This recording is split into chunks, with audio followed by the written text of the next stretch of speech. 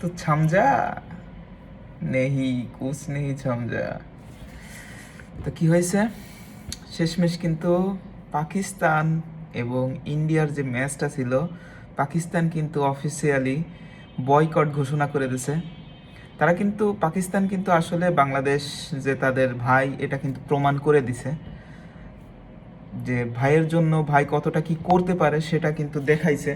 তারা অনেকে বলতে পারেন যে তারা পুরো বিশ্বকাপটা বয়কট কেন করলো না, এইটা তাদের ব্যক্তিগত বিষয়, কিন্তু একটা জিনিস কিন্তু বাংলাদেশের হয়ে করছে, যেটা আইসিসি বুঝতে পারছে প্রায় 500 কোটি টাকা বা এর প্লাস, প্লাস মাইনাস কিছুটা হইতে পারে, কিন্তু প্লাস হওয়ার সম্ভাবনাটাই বেশি।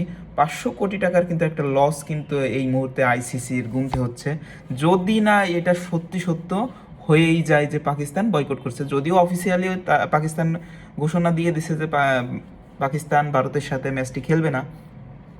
তো শেষ পর্যন্ত আসলে আইসিসি কি সিদ্ধান্ত নেয় সেটাই দেখার বিষয়।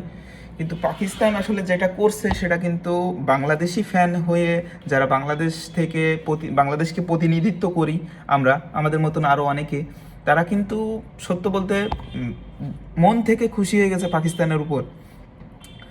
অনেকে পাকিস্তানকে আমরা গালি দেই যে 1971 সাল নিয়ে, কিন্তু আসলে পাকিস্তান আজকে যেটা করছে সেটা কিন্তু আসলে আমাদের কাছ থেকে অনেক বড় একটা পাওয়া। পাকিস্তানের দিকটা থেকে যদি আমরা চিন্তা করি, পাকিস্তান এটা করবে আমাদের জন্য আমরা কখনোই আসলে কল্পনা করতে পারিনি, কিন্তু পাকিস্তান কিন্তু আসলে সেটাই করে দেখাইছে আজকে।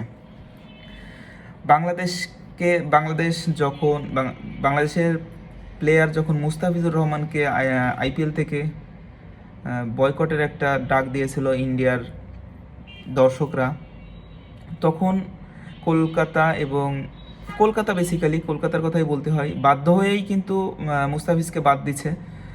কলকাতার ওই রকমের চিন্তাভাবনা ছিল না যে মুস্তাফিজকে বাদ দিতে হবে, কিন্তু আসলে বিষয়টা পলিটিক্যালি এমনটা ছড়াইছে যে তখন আসলে বাদ না দিয়ে কিছু করার নাই। এমনকি বিসিসিআই কিন্তু ইন্ডিয়ান ক্রিকেট বোর্ড সেইটা কিন্তু হস্তক্ষেপ করছে ডিরেক্ট কলকাতার উপরে যে মুস্তাফিজকে বাদ দিতে হবে। তারপরেই কিন্তু কলকাতা অফিসিয়ালি ঘোষণা করে মুস্তাফিজকে বাদ দেওয়া হচ্ছে আইপিএল থেকে। এরপরেই কিন্তু বাংলাদেশ সরকার একটা ডিসিশন নেয় যে একজনকে যেহেতু নিরাপত্তা দিতে পারবে না, সেহেতু পুরো বাংলাদেশের যে কোচিং স্টাফ, প্লেয়ার 15 জন, তারপরে আপনার দর্শক, সাংবাদিক, এদের কিভাবে আসলে প্রোটেকশন দেবে, যার কারণ এইটাই সবচেয়ে বড় কারণ। আর এটার কারণেই এই সব দিক বিবেচনা করে বাংলাদেশ সরকার কিন্তু পুরো টি-20 বিশ্বকাপে কিন্তু তারা খেলবে না, এটা ঘোষণা করে দেয়। এবং খেলবে না বলতেও ভুল হবে, যে এটা ভেন্যুটা সরাই নিতে বলছিল প্রথমে আইসিসিকে, কিন্তু আইসিসি এটা গ্রহণযোগ্য হিসাবে তারা গ্রহণ করেনি যে বাংলাদেশের ম্যাচটা সরাই নেবে শ্রীলঙ্কাতে। বাংলাদেশ এটাই অফার করছিল যে বাংলাদেশের সবগুলো খেলা যাতে শ্রীলঙ্কাতে শুরু করা যায়, কিন্তু ইন্ডিয়া কিন্তু এক্ষেত্রে হস্তক্ষেপ করছে।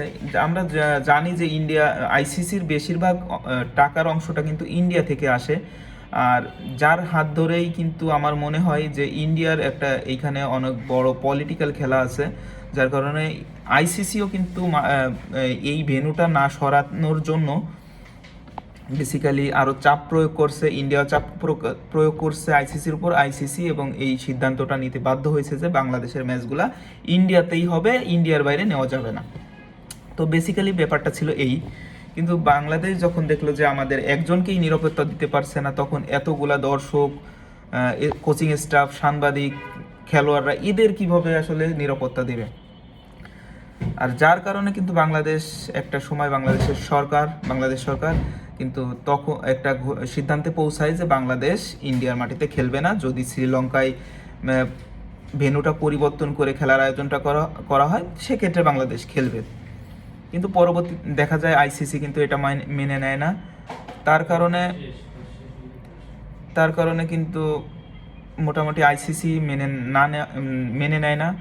পরবর্তীতে বাংলাদেশ আর একটা ডিসিশন নেয় যে যদি আমাদের ম্যাচ ইন্ডিয়া থেকে সরিয়ে অন্য যে কোনো জায়গায় যদি না দেওয়া হয়, সেক্ষেত্রে আমরা ইন্ডিয়ায় গিয়ে আমরা টি-20 বিশ্বকাপটা খেলবো না।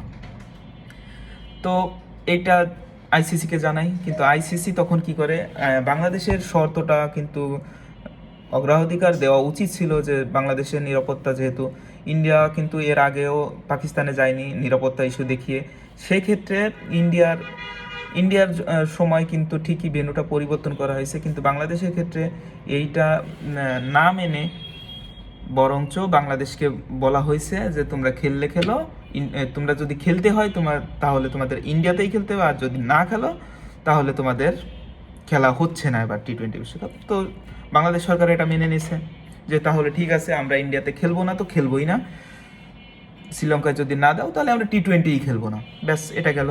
কিন্তু পাকিস্তান সরকার, আমাদের পাকিস্তান ক্রিকেট বোর্ড কিন্তু একটা আশ্বাস দিয়েছে যে তখন আসলে তারা কি করবে, যে বাংলাদেশের উপর এমন একটা অন্যায় হয়েছে, অবিচার হয়েছে, তো পাকিস্তান ক্রিকেট বোর্ড কি করবে।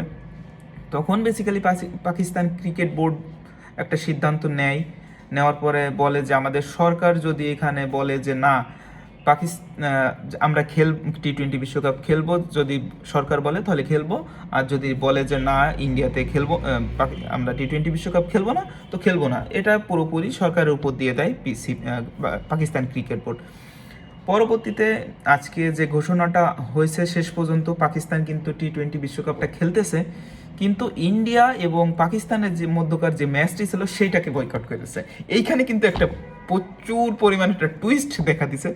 যখনই এই পাকিস্তান এবং ইন্ডিয়ার ম্যাচটা পাকিস্তান বয়কট করছে, তখন কিন্তু আইসিসির ক্ষতির পরিমাণটা কিন্তু উল্লেখ করা হচ্ছে।